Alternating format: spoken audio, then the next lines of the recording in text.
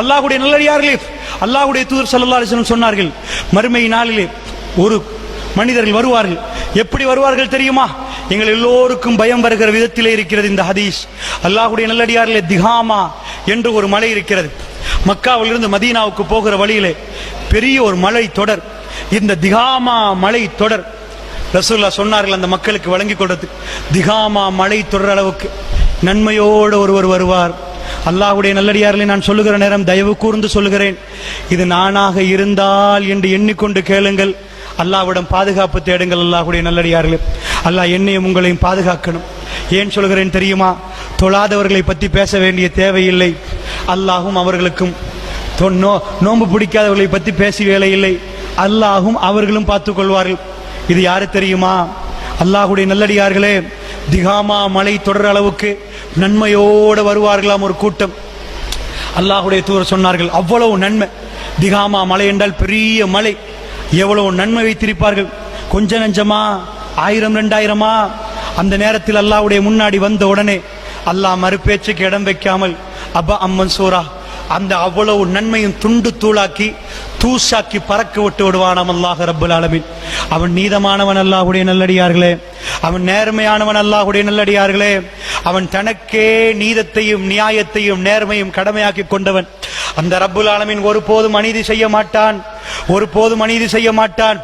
அல்லாஹ்விடம் ஒரு அடியான் வாதிடுவான், என்ன மறுமையுடைய விசாரணையிலே, யா அல்லாஹ் எனக்கு என்ன யா அல்லாஹ் சாட்சியாளர்கள் எல்லாம் கொண்டு வந்து வைக்கிறாய், நீ இருக்கிறாய், சாட்சியாளர் கொண்டாமல் என்னை விசாரியா அல்லாஹ் என்று சொல்லுகிற நேரம், அப்படியா அல்லாஹ் எப்படியெல்லாம் அவகாசம் கொடுக்கிறான் என்று பாருங்கள். அப்படியா சாட்சியாளர்கள் எல்லாம் அனுப்பிவிட்டு, அல்யௌம நக்திமு அலா அஃப்வாஹிஹிம் வ துகல்லிமுனா ஐதீஹிம் வ தஷ்ஹது அர்ஜுலுஹும் பிமா கானூ யக்ஸிபூன்.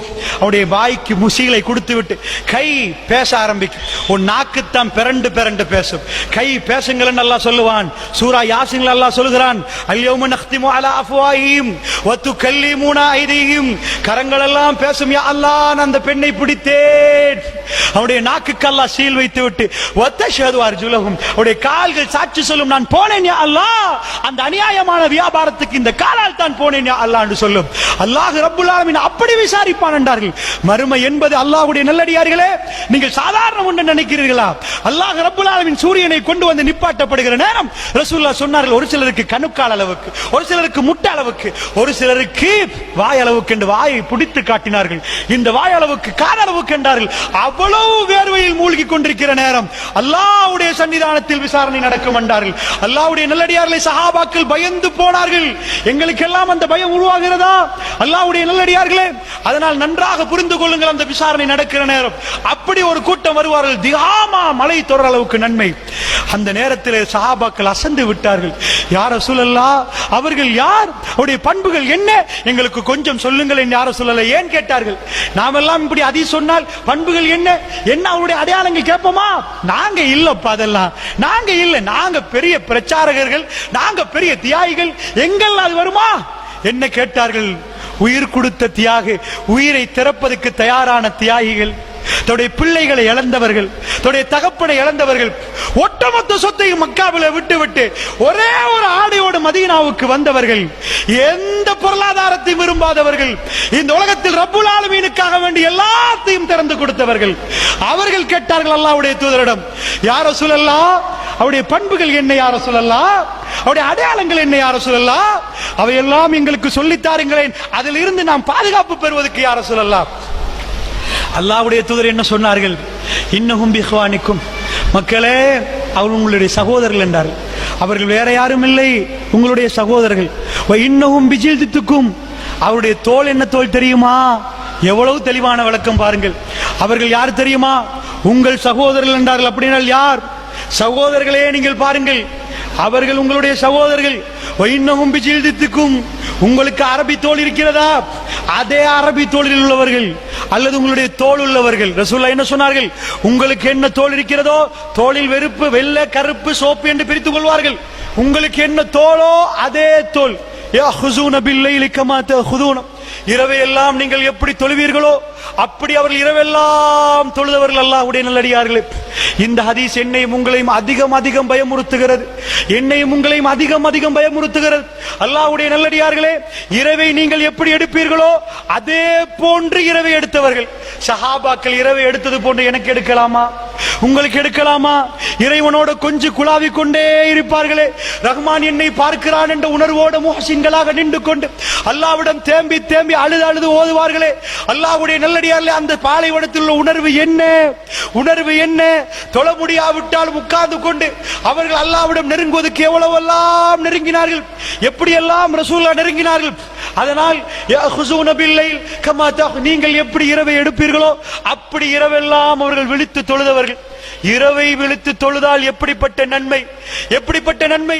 இதிலிருந்து பேசப்படுகிற நேரம் இந்த ஹதீஸை நானும் நீங்களும் வாசிக்கிற நேரம் அல்லது கேட்கிற நேரம் ஒரு சிலர் எங்களுக்கே சொல்லுவோம், அவ்வளவு இரவு தொழுகை எங்களுக்கு இல்லையே, இரவு தொழுகை உள்ளவர்களுக்கே இந்த நிலைமை என்றால் எங்கள் நிலைமை என்ன என்று மனசு கேள்வி கேட்கும். ரசூலுல்லாஹ் சொன்னார்கள், அவர்கள் செய்த பிழை என்ன தெரியுமா? அவர்கள் செய்த பிழை என்ன தெரியுமா? அவர்கள் தனிமையாகிவிட்டால் அல்லாஹ்வுடைய வரம்புகளை சர்வசாதாரணமாக மீறுவார். தனிமையாக பப்ளிக்ல வந்தா எல்லாரும் பார்க்கிறார்களே, என்ன மாதிரி உத்தம மகான் இருக்கிறாரா என்றெல்லாம் காட்டிக் கொள்பவர்கள் தனிமையில் போனால் அல்லாஹ்வுடைய வரம்புகளை சர்வ சாதாரணமாக மீறுவார்கள். அல்லாஹ் விட மாட்டான். அவருடைய நன்மைகள் எக்கச்சக்கமான நன்மை.